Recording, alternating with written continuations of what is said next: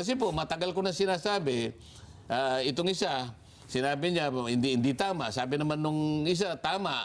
Ayaw naman nilang i-clarify kung sino ang tama ang sinasabi. Naisip ko tuloy na para wala nang pinag-uusapan, tanggalin na natin ang insertion. At least sa mga senador.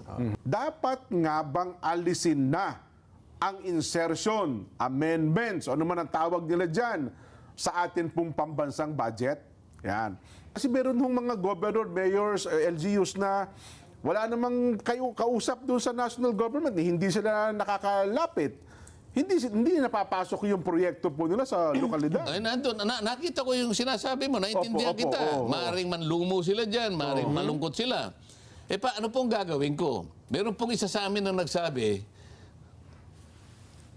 bubusisiin niya pagka merong insertion.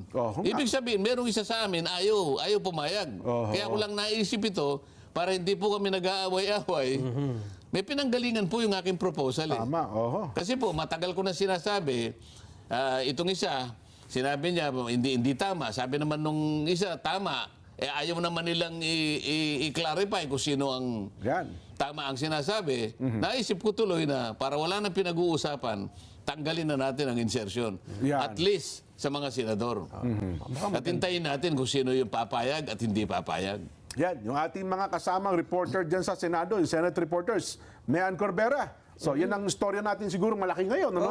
Isa-isahin nyo na yung lahat ng senador kung sino ang papabor sa panukalang ito ni Senador Rodante Marcoleta.